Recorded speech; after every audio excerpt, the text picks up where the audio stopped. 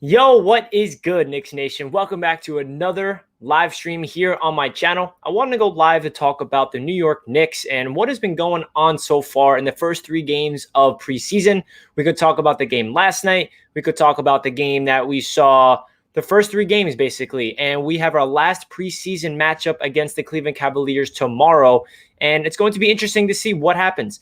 And I'm excited to go live and talk New York Knicks basketball. And if you guys have any questions, shoot them my way. We got a lot to talk about in tonight's stream because the New York Knicks are finally giving us something to talk about. You know what I mean?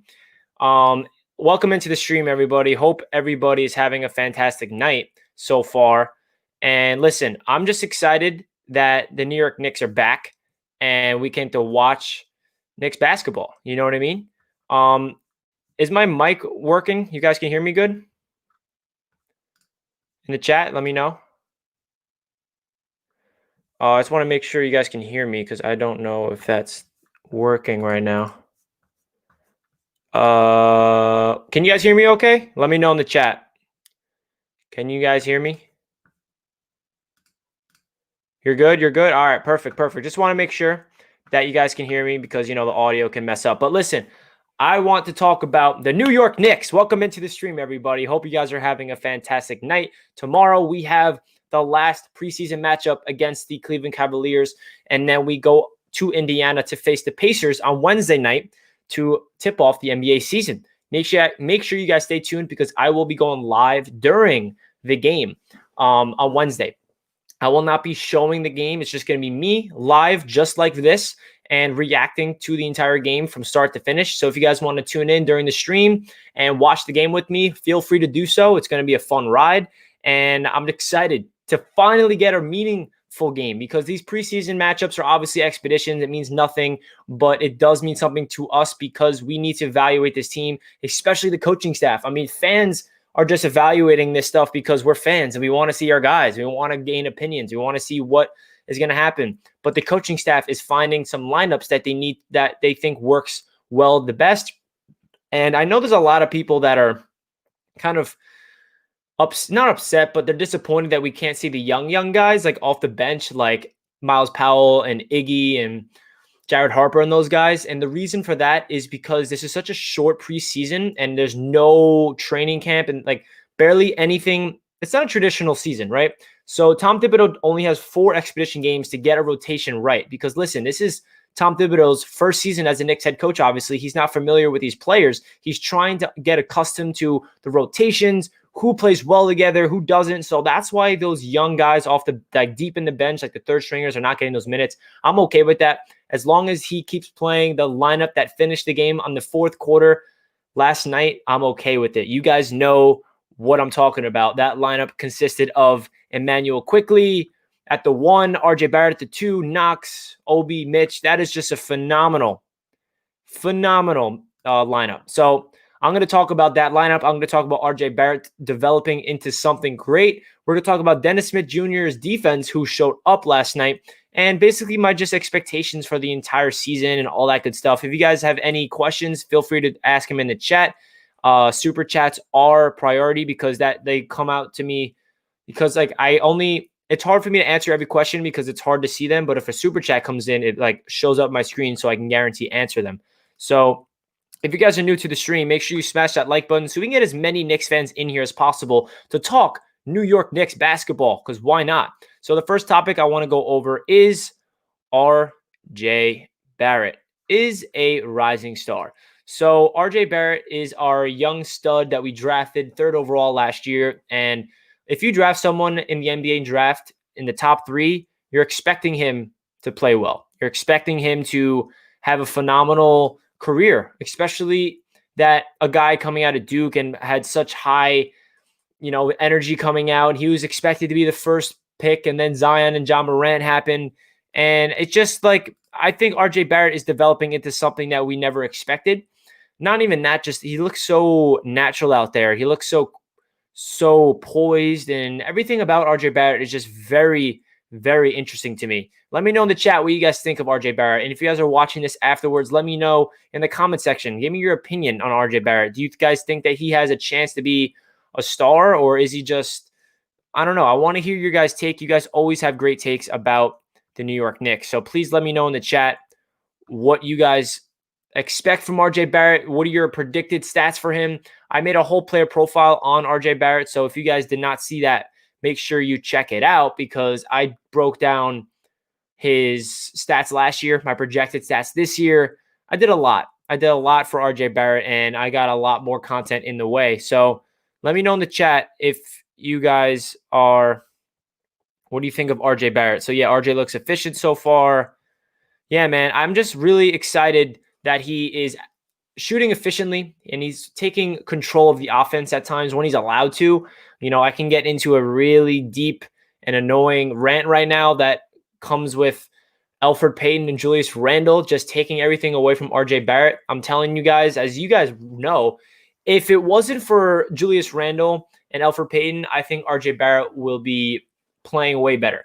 And listen, we all are hating on Julius Randle because we don't like him, and he's just not a guy that we don't look at Julius Randle as an answer for the future, right? So we don't like him. And obviously, we don't appreciate the way he dribbles into triple teams and all this stuff. But there is some aspects of Julius Randle's game that is good. Last night, for example, Julius Randle definitely had a decent game. He definitely had a really bad turnover that drives all of us insane, and he misses RJ Barrett wide open in the corner, but he did shoot efficiently and he passed the ball. If he can develop his game into a facilitator and be unselfish, then I'm okay with Julius Randle. But listen, he does not have any future on this team, so it drives Knicks fans insane seeing him out there. And RJ Barrett, getting back to him, he is going to be Tom Thibodeau's Derrick Rose, Tom Thibodeau's Jimmy Butler. If you guys know what I'm talking about. Tom Thibodeau was in Chicago with Derrick Rose. Tom Thibodeau was in Chicago, and I don't know, did he coach Butler in Chicago as well? But he had Butler under his wing in Minnesota for sure, and we all see what Jimmy Butler has become. Look out for RJ Barrett. He is already, to me, looking like he's so poised and comfortable out there. His first shot attempt of the game last night, he stepped in with ease, with confidence, with I can hit this shot. Because all of us Knicks fans, we keep telling ourselves, like, if RJ Barrett can start knocking down threes at a consistent level, he is going to be an absolute problem. He already is a problem. And he's hitting his free throws finally. He's shooting 80% from the free throw line. And that is a aspect to his game that's going to take him to another level because he's going to average 2 or 3 more points per game if he can hit them at an efficient rate. Last year, he averaged 7 free throw attempts per game. So if he can hit 5 of 7 of those a game, that's 5 extra points. He never really did that last year. We all know he was a liability at the free throw line, and he needs to keep that up because I'm loving what I'm seeing from RJ. And the one aspect to RJ's game that I feel like is very underappreciated is his unselfishness. He loves to facilitate. You see that no-look dime to Obi Toppin when Obi cuts back door, and he loves throwing those flashy passes. He loves getting his teammates involved. That's what you want from your star player. I don't want my star player to be a guy that just wants to score every single second. He's an all-around guy. He crashes the boards. He gets assists. He goes in the lane and gets and ones, and he plays solid defense. Listen, I'm just excited that RJ Barrett is showing us that he could potentially have a breakout season. I don't want to overreact in the second preseason game. I know in the third preseason game, but I told myself before the preseason, we cannot overreact during the preseason because they're meaningless games, and especially because we're going up against the Pistons and the Cavaliers, who are very weak opponents. So we shouldn't read too much into the games, but at the same time, there's a lot that we can take away from these games because we are seeing valuable minutes.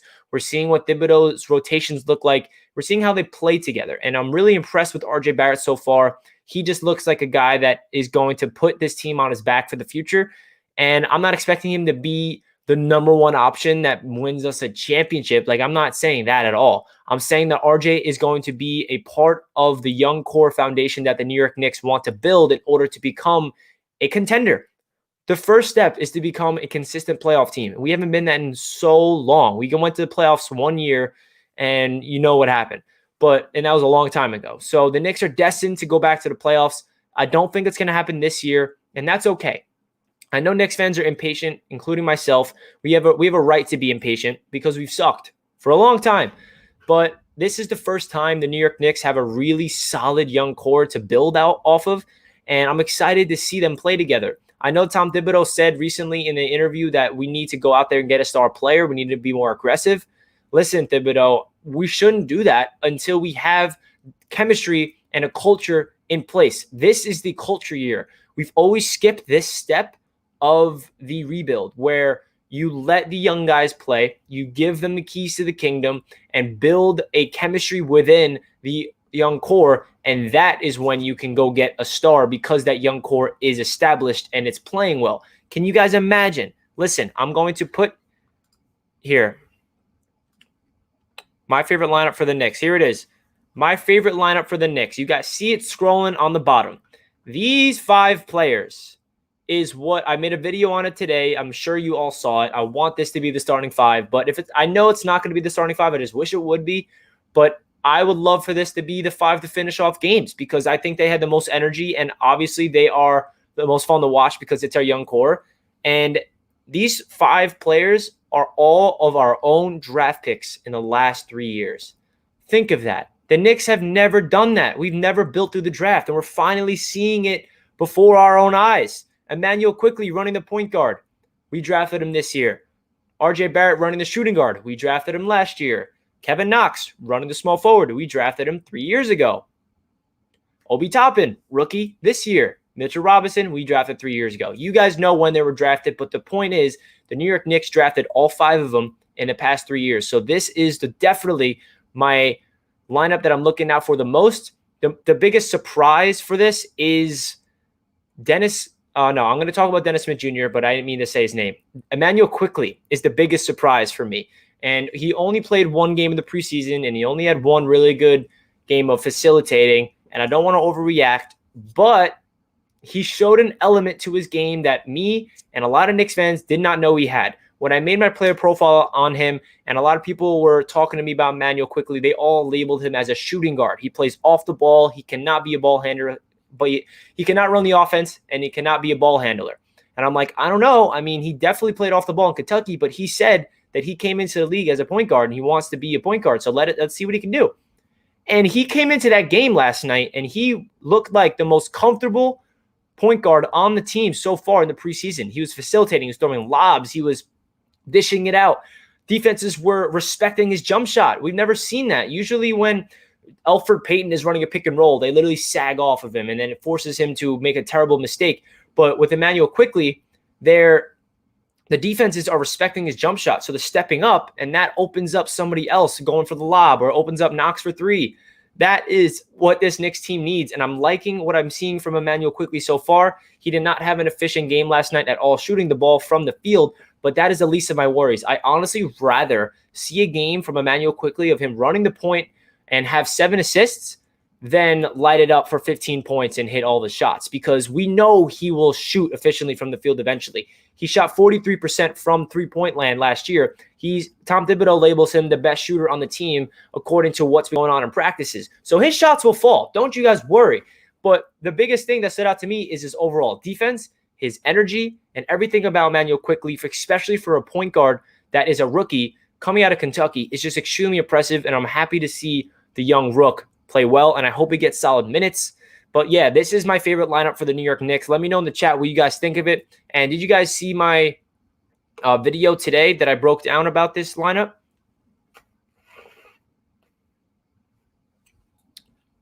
Because I see someone in the chat brought this up. I was actually going to talk about it. Tom Thibodeau said that the new age guard position in the NBA, it's different than it was 10 years ago. You're not labeled as a 1 or a 2. You're a guard. He's a combo guard, and that's what makes him so versatile, and that's what makes him so good. He's a Swiss Army knife. He can come in the game, and players on the opposing team are not going to know, is Quickly running the point, or is he about to go off ball and just be quick as hell and get open? Because that's how versatile he is. And listen, I know his name is Quickly, but he's quick. He's a fast dude. I did not expect him to be that explosive out of the first step. When he got the ball at the top of the key, he just exploded to the rim and put up a nice floater. He has a good floater game. He can finish at the rim. And the one thing that also stood out to me about Emmanuel Quickly is that he has so much passion to win. I love when I see players get into the game. They're clapping. They're hyped up. When he hit his first three-pointer as a Knick, at the Garden, you saw him clapping and going crazy. He was screaming. And it's only the preseason. You want to see that high fly energy. And that's all we saw from this young core from the New York Knicks. Kevin Knox looked tremendously impressive last night. The first 3 quarters, he was not doing anything. 2 points, barely shot the ball. He missed 2 of his 3-pointers. And then all of a sudden, 14 points for Kevin Knox in the fourth quarter to lead a comeback? Are you kidding me? And another aspect of Kevin Knox's game that we need to talk about from last night is he had an incredible outlet pass to RJ Barrett. He went up for a relentless rebound, and in 0.5 seconds, he turns around and throws it across court, bounce pass perfectly to RJ Barrett. I did not know Kevin Knox can do that. Another aspect to his game that he did, he crashed the board, immediately turned and sprinted down the floor and led a transition. It was 2-on-1, and he passed it off to RJ Barrett. If Kevin Knox can do that consistently, if he can do more than just be a shooter from 3, and if he could do what we're talking about of crashing the boards and creating offense in transition, it's going to unlock Kevin Knox to another level, to a way that we never expected from him. And I'm just excited to see him become something. We've waited so long for Kevin Knox, and I know it's only preseason, but this is something of Kevin Knox's game we haven't seen. And the funny thing about Kevin Knox's game that we saw last night is that's what David Fizdale was preaching.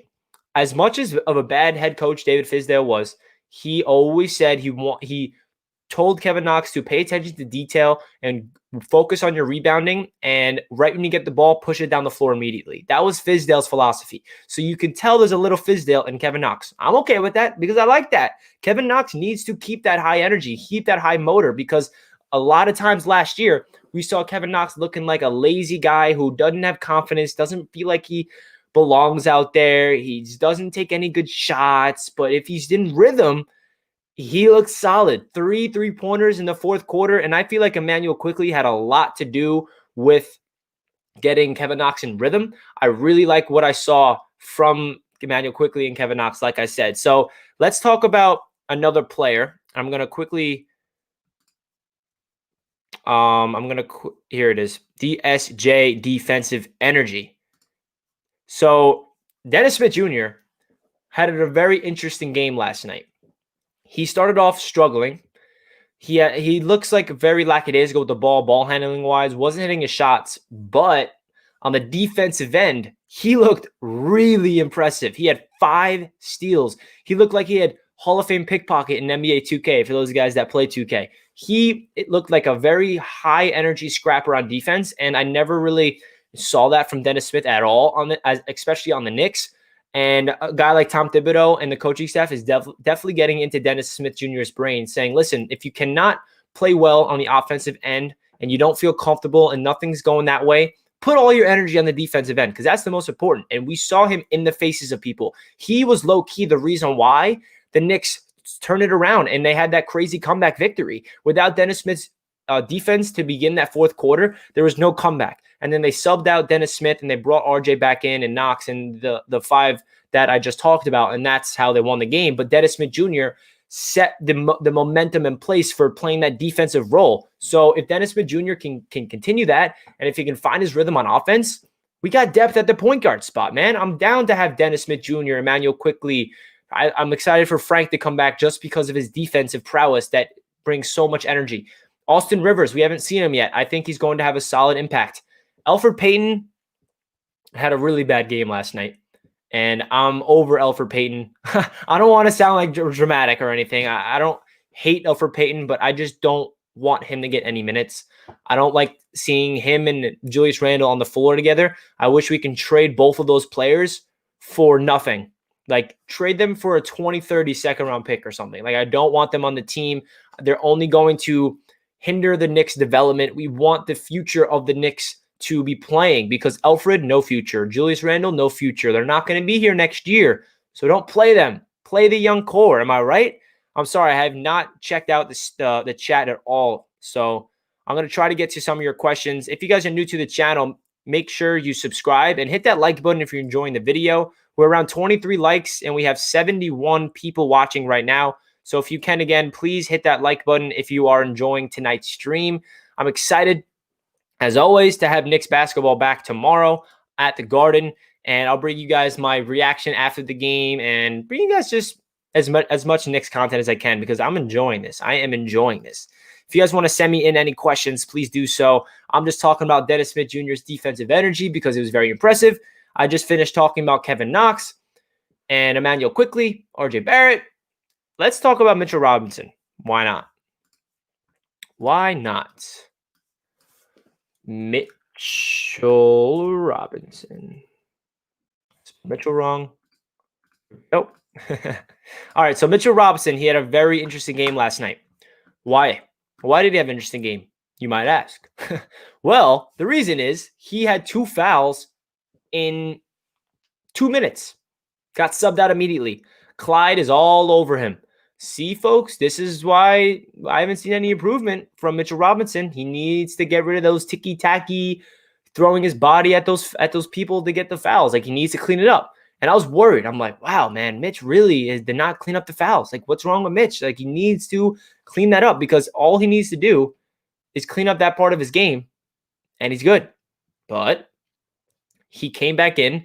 He eventually played 32, 34 minutes, and he had a solid game. 4 block shots, 12 points, 10 rebounds, and he played all throughout the game. That's a solid sign from Mitchell Robinson. He played discipline when he was in foul trouble. That's another big aspect to his game he needs to learn because I feel like he's going to be in foul trouble a lot, and I can tell he switches up his play style when he's around 4 or 5 fouls, and he definitely played different and more composed. So hopefully he can do that. So that's my really take on Mitchell Robinson. We need to see him becoming a high flyer, developing his game to becoming a high flyer, alley-oop, rim protector, all that good stuff that we see from Mitch. I feel like his potential is through the roof still. And I feel like he just all he needs to do is get rid of those fouls and continue to finish down low. Maybe we can see him shoot the ball. I have not seen him take one jump shot. I feel like if there was going to be a time where he would shoot the 3, it would be in preseason, but he's not. He's not shooting the 3. So the Knicks are 2-1 on the preseason so far. We went up against the Detroit Pistons twice and the Cleveland Cavaliers. And I know those 3 teams, well, those 2 teams technically, they're not good. The Knicks are not a good team. We have to put that in realistic matters. This is not a year where the Knicks are going to shock the world and go to the playoffs. I don't expect that. And if people coming in here and thinking like, yo, like Richie's just overhyping the Knicks, like it's just a preseason game against a terrible Cavaliers team. Like, I understand that. I'm just giving you guys what we're seeing from the young core. And I'm hoping it can carry over into the regular season because the only thing that matters for this particular season for the New York Knicks is to see RJ Barrett becoming that star we hope he can. Kevin Knox developing into that 8th overall selection. Obi Toppin showing up that he's a rookie that will put up a lot of numbers and he is NBA ready. Mitchell Robinson, Emmanuel Quickly. What I'm trying to say is this is the season to show the rest of the league we have a young core. We have young guys that are playing well, and we are a couple of stars away from competing because it all starts from drafting your own players, developing them, playing well within each other, and then you go out and get the stars. The team is not ready to go get a star right now. It's not going. This New York Knicks team, if they went out and sacrificed a lot of draft picks for like a James Harden, in my opinion, I think it would set back the team. We did that with Melo. When we went out and get Carmelo Anthony. Love Carmelo, nothing but respect for him. But when Carmelo Anthony came here, we gave up a lot. And Melo was here alone. We had Stoudemire. We had a good team around him 1 year with Chandler and JR. I know that. But we all know what happened in the Melo era. We never won anything significant. That's because we didn't have a foundation built for him. We traded it away. We traded away everybody for Melo. So we need to hold on to our assets, hold on to our draft picks, and wait till we show signs of improvement with our own young core, because that is what's going to take this team to the other level. Because it's like I said right here on the bottom, Knicks young core looks promising. And it really comes down to the coaching staff letting this happen, because I'm worried that the coaching staff is going to get a little veteran crazy, play Julius too much, and play Alfred, Payton, and all these players that just shouldn't be on the floor. You know what I mean? Like those 5 players that ended the game last night. I keep talking about them because I never expected this to be the starting 5. Not starting five. I keep saying that. I never expected this to be a lineup on the floor that played this well together, because nobody expected Emmanuel Quickly to play the one and be successful. Nobody expected Kevin Knox to play well. He didn't play well his first two games, and it's only one game last night. And Kevin Knox is known to be inconsistent, so he needs to do that consistently. But the reason why I'm overhyping it is because he needed a game like this to give him self-confidence. Without confidence, he doesn't have any consistency. Kevin Knox can now look at himself in the mirror and look at Tom Thibodeau and say, I am an NBA player, and I can do more than what you think I can. That outlet pass, like I talked about earlier, was very impressive. The rebound and pushing the ball in transition and throwing it to RJ Barrett, very impressive. Those are the little types of plays that star players can do. I'm not saying Knox is going to be a star, but he is showing traits that I didn't see from the first 2 years. And that is really a promising sign. That is a very, very promising sign for a kid like Kevin Knox, because we knew when we drafted him, he was going to be a 3-year project because he's super young. He was the youngest draft pick we've ever had, like one of them. And last year he looked lost out there, and he was just, like we know, it looked like a bust. But this year it looks like a rejuvenated Kevin Knox, and I feel like it has to do with his mental game. And I really feel like he could potentially shock a lot of people. The only thing he needs, and I keep saying it over and over again, I feel like a broken record, but the only thing Kevin Knox needs is his confidence, because when that is intact, he's going to take good shots. He's going to make his shots. He's going to drive to the rim and facilitate. He likes throwing the lobs up to Mitch. He likes to push the ball down the floor in transition. He looks like a solid rebounder, and he's just a high flyer. He's a really underrated athlete. That alley-oop that Emmanuel Quickly threw to Knox in transition, I mean, Kevin Knox looked like his body's huge and he can just fly. I mean, we saw what he did against the 76ers, was that last year when he posterized Ben Simmons. That was wild.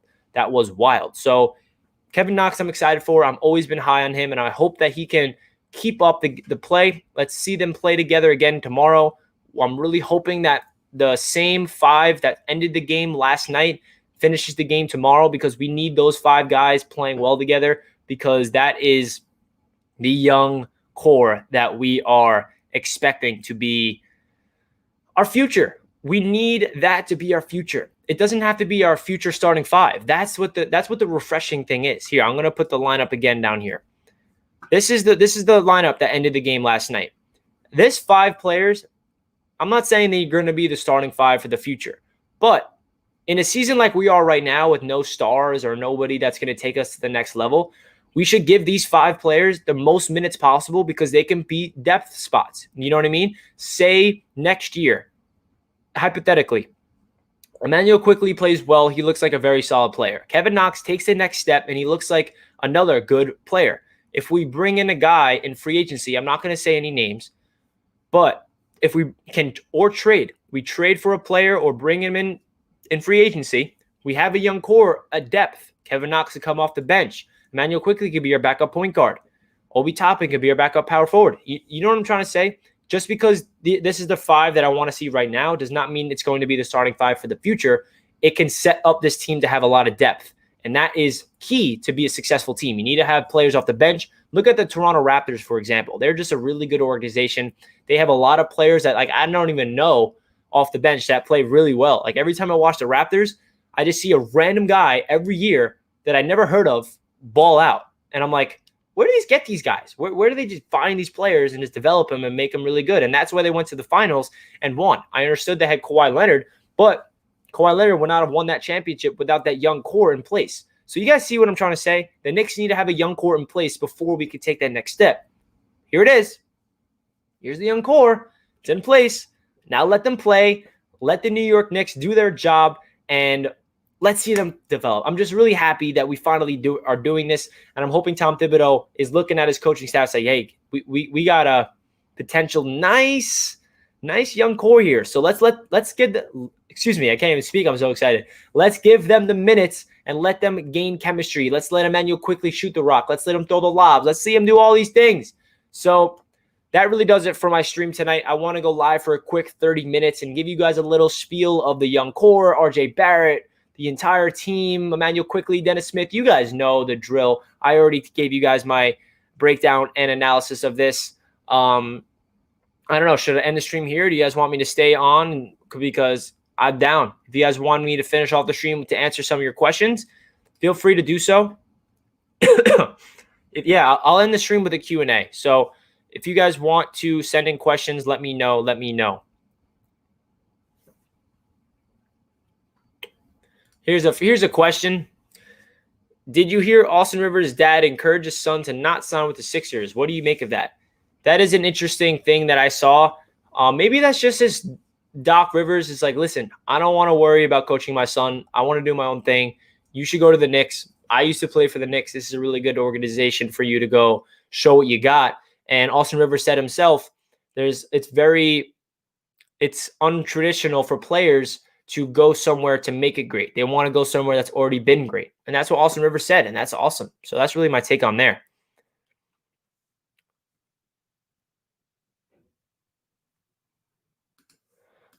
Question, who will be your starting five as coach? I think you guys know this answer, no? I think you know the answer because it's scrolling right below me.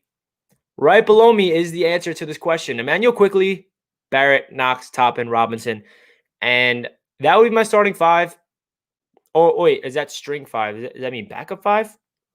If that means starting five, this is my starting five just because they are a future. That's the reason. It's not because I feel like this is the best lineup to win us games. It is simply because these five players are our draft picks from the last 3 years, and they are the players of the future. So let them play together. Let them develop together. So that is my starting five. So yeah, this question was the backup five. Good question. I mean, the interesting part about the New York Knicks is the starting five is very it's not a popular starting five. The one that was opening night, Payton at the 1, RJ, Burks, Randall, Noel, right? That is terrible. But the bench is way more exciting, which consists of Quickley, Knox, Dennis Smith Jr., Toppin, and Mitch. So that's the realistic starting five. That's the realistic five coming off the bench that's going to happen. Do you think we should develop Quickley to a shooting guard role, not a point guard for this year? I think that we should not put a cap on Emmanuel Quickley because he said himself, I want to be a point guard, but I can also play off the ball. And I feel like it's very unique to have a guy that can be a Swiss Army knife player that can do both things. So I don't think we should throw him into one role and say, only work on that. If he's really versatile enough to do both, then let him do both. Let him be a combo guard. Let him go on the floor and let the defenses predict. Is this guy going to be running the offense or is he going to be running off the ball? So that's a really luxury thing to have. So my answer would be both. Let him develop both. I would rather him develop as the point guard just because he looked impressive to me last night running he definitely looked like he looked like our best ball handler as the point guard so far in the preseason. We have a very small sample size, obviously, only 3 games. But out of Alfred Payton, Dennis Smith Jr., and Frank Ntilikina, Emmanuel Quickley looked like the most impressive point guard to me when it comes to facilitating the rock, getting the players involved, running the pick and roll, throwing the lobs, people respecting his sharpshooting ability so they have to defend him at the line, which opens things up for other players. So point guard is what my answer is there.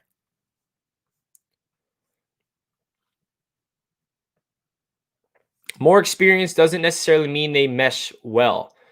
Well, my take on this is they meshed well last night. So that's why I'm saying give them more experience because they look like they play really well together on both sides of the floor. They played high defense. They played high offense. They look like energetic players that loved flying all over the place. Kevin Knox just sprinting down the floor. RJ Barrett being a beast down low. Mitchell Robinson doing his thing. So I just want them to get the minutes and more experience because the more experience, the more you get accustomed to each other's play styles and the better you play with each other.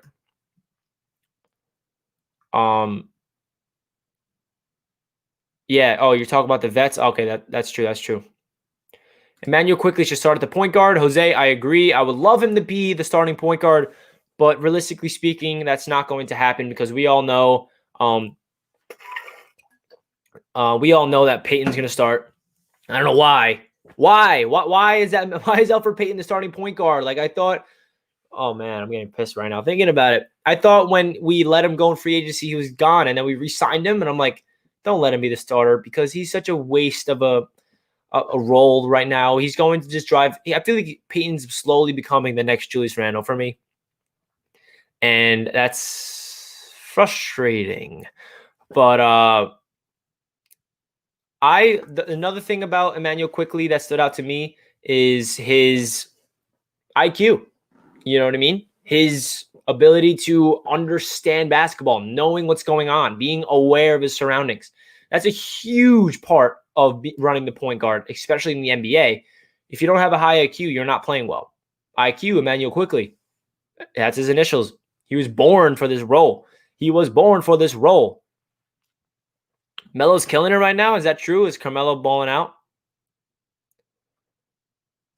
I just really hope that I really hope that Tom Thibodeau really owns up to his own words, because he said in training camp, I'm going to not hand out minutes.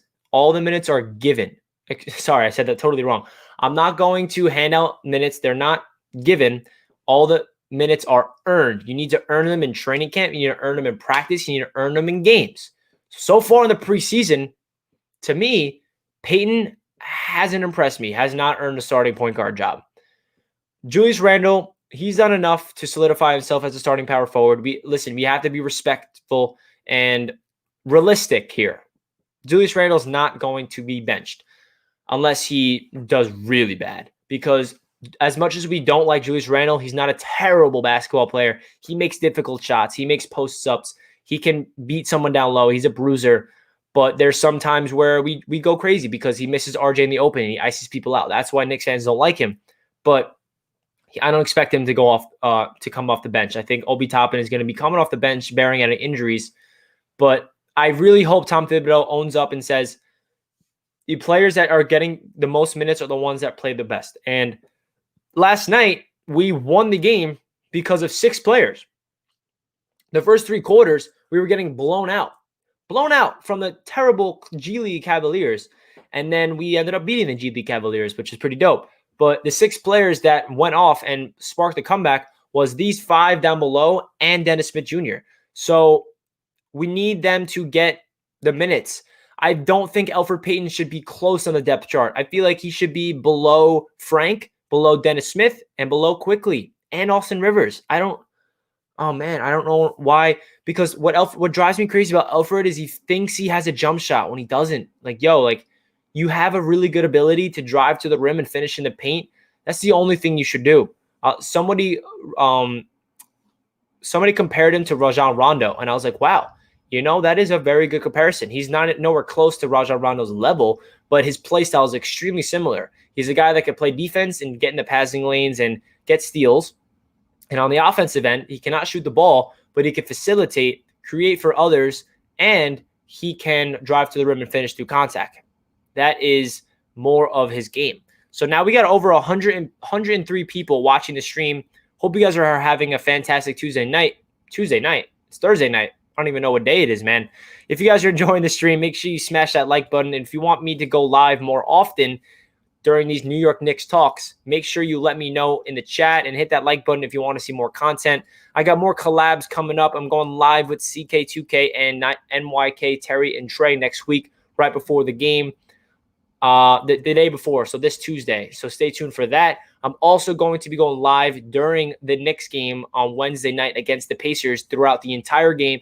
So if you guys want to watch the game with me and you want to watch it along, feel free to do so because it was fun.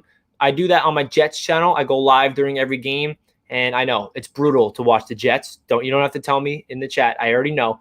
But I have to go live during some of the Knicks games because I have a lot of good reactions. I go crazy during the games, and I feel like you guys would enjoy watching the games with me, and I would love to watch the games with you guys in the chat. So make sure you guys check that out. Yeah, man, I feel like everybody in the chat agrees with me on the Alfred Payton. Nobody's a fan of him. I don't know if there's anybody on the Knicks fan base that's like, yo, what do you mean? Payton should be the starting point guard. Like, he's the man. Like, let's go. Why is he not running the point? Why is he, you know what I mean? Like, no one's saying that. He's just so frustrating to watch, man. He's so frustrating to watch. But I just keep looking at that 5 scrolling on the bottom of that lineup, and it gets me so much excitement for the future because I really hope the Knicks coaching staff don't mess this up and they give them the proper minutes. And I also say this in a lot of videos, it's a very good point, that just because the starting 5 is what it is not mean that they're necessarily going to finish the game or get the most minutes. For example, last night, the starting 5 was Payton, Barrett, Bullock, Randall, and Mitch. And then this was the lineup to finish the game because the first half, we looked so bad. That starting lineup does not play well together whatsoever. And then in the third quarter, we looked really bad as well. But Tom Thibodeau's like, all right, you know what? This is the time to give the young kids a shot. Can they come out with a victory if I put these young players in? Dennis Smith Jr. comes in and he locked people down. He was getting a lot of steals. He looked like a high flyer on defense, and that set up the momentum for this young core to come in and play really well. Like, let's go, guys. Like, we should be so happy that we have a young core to build on. And I'm just hoping that Julius Randle and Alfred Payton are not the ones that slow down the development because, man, the amount of times that we see R.J. Barrett in the corner with his hands up like this, yo, wide open, and Julius Randle's like this, spin move, fall on the floor, and not hitting RJ is mind-blowing. And listen, we need to get rid of that because if they're going to continue to ice out RJ, they are doing everything wrong. Because RJ Barrett, especially the way he's been playing so far in the preseason, he's a guy you need to run the offense through. He's not a guy that you should just give him the ball here and there. I don't understand. Like, for example, last night, RJ Barrett did not touch the ball for the first half of the quarter. For 6 minutes straight, it was just Alfred Payton throwing up the ball to Julius in the post, and then Reggie Bullock would shoot a 3. I'm like, what am I watching? Like, what? This is not Knicks basketball that we need. We need the future playing. We need RJ Barrett getting the ball. I mean, he should be utilized as the guy. If you're going to call a post-up isolation, it should not be Julius Randle. It should be RJ Barrett. It should be RJ Barrett. The play call should be a nice pick and roll. Let Julius Randle set a pick or Mitchell Robinson and let RJ Barrett be the ball handler because he's very good at either facilitating it, cutting. Someone is cutting backdoor. He can hit him with a lob with the backdoor pass, or RJ's a threat to even do a step-back jumper, or he's a threat to get you at the rim. He's an all-around versatile guy that we need to let him run the offense because it's just frustrating because I feel like if we let RJ Barrett do what I'm telling you guys they should, he could put up way more points. It's just annoying. But at the same time, he's very efficient. And I feel like if they made RJ shoot more, his efficiency would not be there. He takes very good shots, and that's a good part of his game. He always is in the right spots at the right time. He's always down low, and people are feeding him the rock. Another thing that I want to talk about Julius Randle, that he doesn't pass the ball a lot, but at the same time, if you look at the numbers, he is passing the ball. He's getting a lot of assists. He is. You gotta give the guy respect. Obviously, I'm not a fan of Randle, and a lot of Knicks fans are not a fan of Randle at all. But he's passing the ball for a power forward. He had like 6 assists the other night, 5 assists, 4 assists, whatever it is. Those are good numbers for a power forward, and he knows that he needs to get the ball in his playmaker's hands because if it's only in his hands and he keeps posting people up, this team's going nowhere. And I feel like Julius Randle is a guy that could hit the clutch shots in the fourth quarter, but I'd much rather him not be on the floor because I'd rather Toppin out there with Mitch and Knox and Quickly and Barrett. But I just wish RJ Barrett would like go up to the coaching staff and say, hey, coach, let me talk to you for a second. Come over here. Come over here. Just come over here, coach. So this is my team, by the way.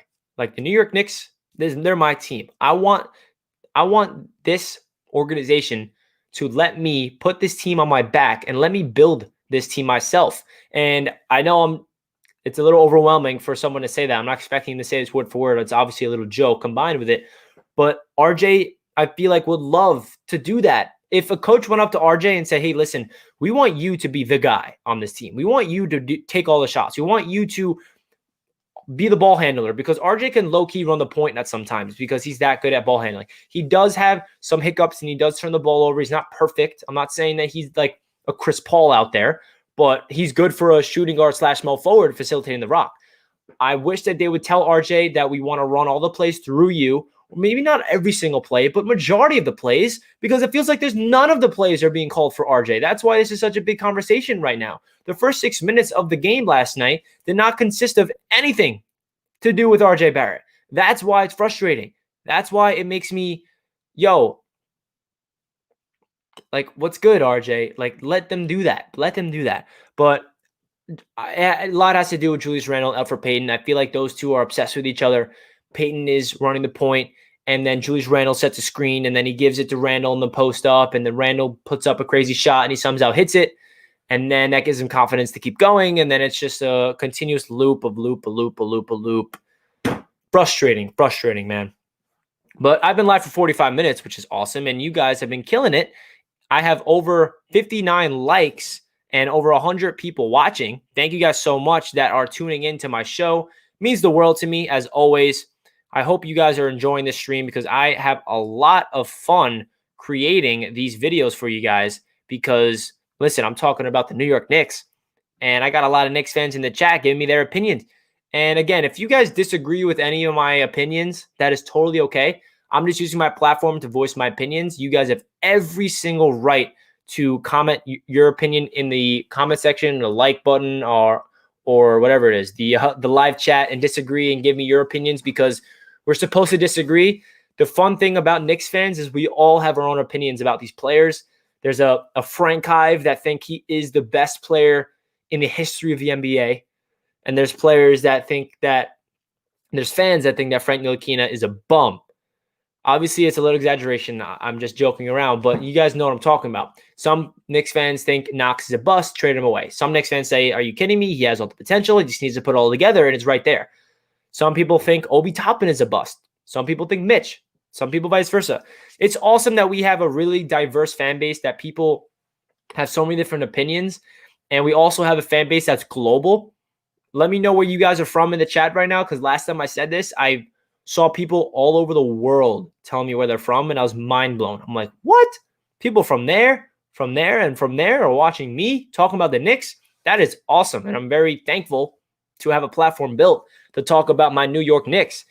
So tomorrow night is the last preseason game for the New York Knicks, and they are going up against the Cleveland Cavaliers again. We're going to blow them out. I'm just kidding, guys. But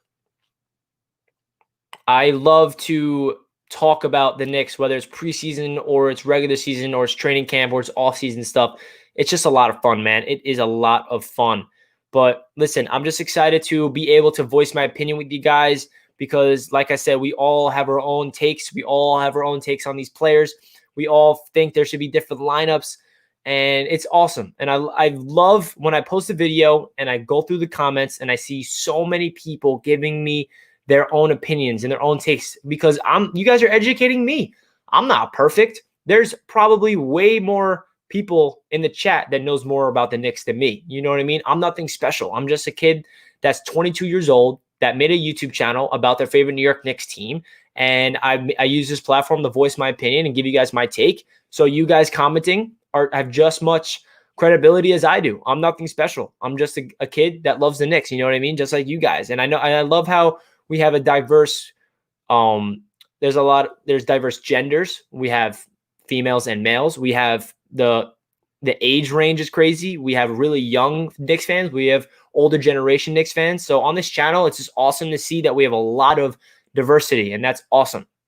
That is awesome. If you guys are enjoying tonight's stream, if you guys have not already, make sure you smash that like button so we can get as many Knicks fans in here as possible. So I've been live for just under 50 minutes. I'm going to go live for 10 more minutes and ask any other questions that you guys may have because I love answering you guys' questions. You guys always give me some crazy ones where I was like, oh, maybe I don't even know that answer. So let me know in the chat if you guys have any questions. I'll do a quick little Q&A to finish off the video. If you guys want to help me out, I link down below all of my YouTube channels. I know I always talk about these, and this channel is not my only YouTube channel. I have a lot of other ones that consist of the New York Jets, the New York Mets, and then I have 2 separate channels about the NFL and the NBA. So if you guys are interested in all of those and you want to support me and you want to subscribe to those channels, it'll mean the world to me. I left it down below in the description. It's a link tree, and it'll show you all of my channels there. So if you guys want to check that out, make sure you do so, because I put a lot of time and a lot of work into those. So it would mean the world to me. I've been on a grind. I've been putting my all into this YouTube's things, and it's working out because of you guys. Honestly, without you guys, this wouldn't be as successful. So I'm just excited to have a platform to be a voice of Knicks fan, be a voice of reason. And just so you guys know, if the Knicks are really bad all over again, which is very likely, I'm not going to stop creating content, because for those guys that do know, my first YouTube channel is about the New York Jets. And I'm currently a Jets YouTuber still, and I'm still making content. For those of you guys that watch the NFL, the Jets are the worst team ever. Like, they're so bad, it's embarrassing, and I'm still making content. So even when the Knicks are really bad, I'm still be making videos.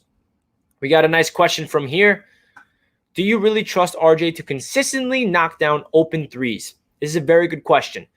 Last night, the one thing that showed me is his first shot of the game was just him stepping up into a three and drilling it. And it was really refreshing to see RJ do that with confidence.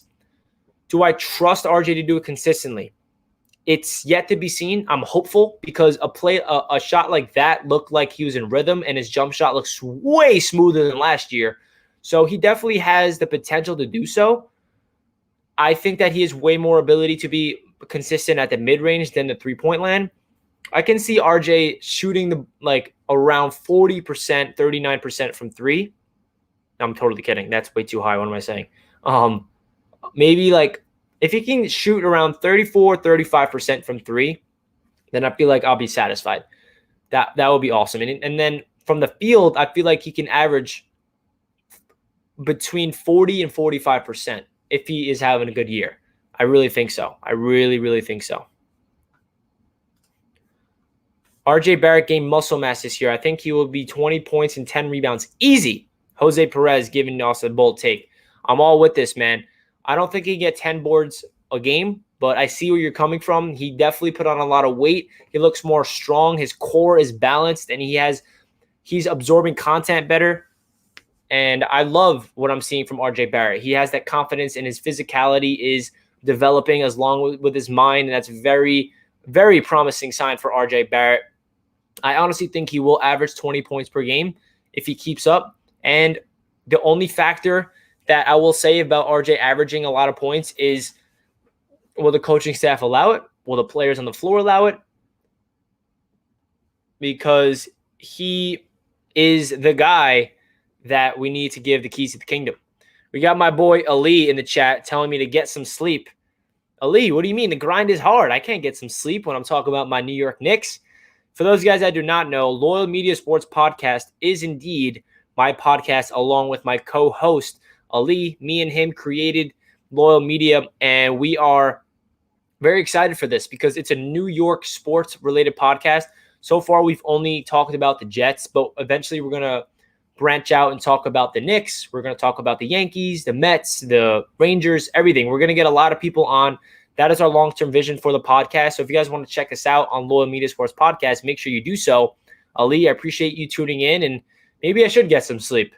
Or should I go play PS5 after this? What do you guys think? But yeah, I just want to – the stream is about to end in a couple minutes. So if you guys want to send me in any more questions, let me know.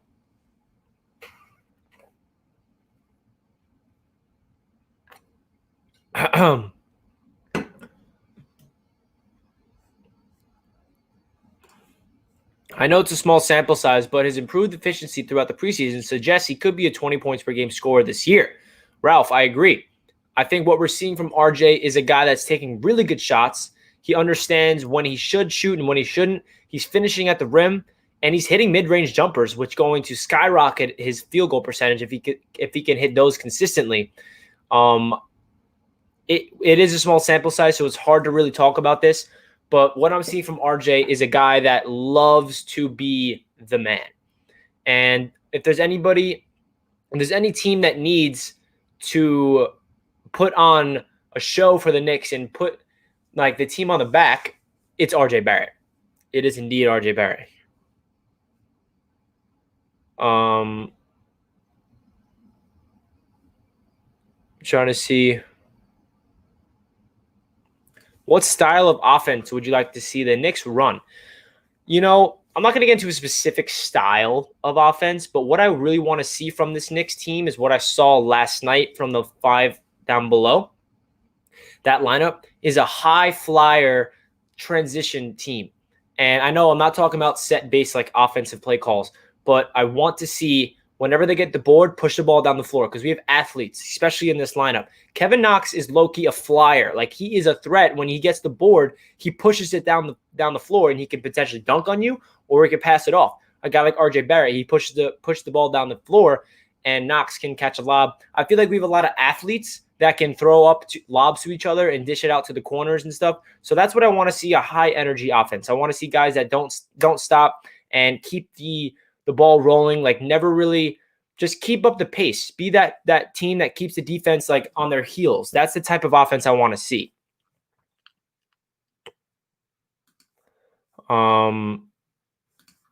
Is Quickly going to be a consistent point guard in the league? That's the hope. We only saw one game of him playing point guard in the preseason. So again, we cannot overreact and say, wow, Emmanuel Quickly is the new absolute stud. I mean, I think that he has a lot of traits in him to be a starting point guard for the Knicks.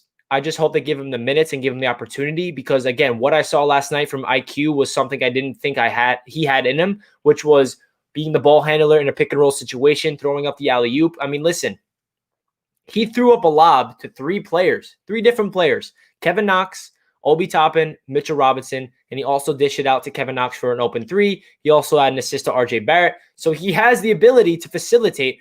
And what I think the biggest reason for him to be able to facilitate is because he has such a wet jump shot where the defense has to adjust and they have to respect it. And that's when it opens things up for a guy like Obi to get open down low or a guy like Mitch to break free open on the pick and roll. So that's why it's really refreshing to have a guy like Emmanuel Quickly on the team because he also is a high flyer on defense. Not a high flyer. What I mean by that is he's very energetic. His hands are up. He's calling players out. Like when the defense was in transition, I noticed this. Nick Film School on Twitter made a video about it. Shout out to them. They have great content. They talked about Emmanuel Quickly and Obi Toppin communicating and calling out their assignments in transition defense. And then they locked them down and they forced a contested shot, which resulted in a defensive rebound, and the Knicks got the ball back. And that was a stop. That's really promising. Defense is what is going to make or break this Knicks season, especially under Tom Thibodeau. It's either this New York Knicks team buy in to the system or they don't. He has a quick first step. I agree, man. Emmanuel Quickly does have a quick first step. No pun intended. Quickly is quick. But that is something that really stood out to me. When he had the ball in his hand at the triple threat situation, all of a sudden, he would just dribble and he's gone. Gone. Like, I'm like, whoa. Wait, how'd you do that quick? I'm not used to seeing a point guard of the Knicks do something like that. And then he has a nice floater. So Quickly definitely impressed me a ton. So what if we draft Cade Cunningham? The only way we draft Cade Cunningham is simple. It's if we get extremely lucky in the lottery, which we never do besides the time in the Patrick Ewing days. That's the only way. For the people that say tank for Cade Cunningham, the only reason why I hate that is because we've tanked before. We've been the worst team in the league.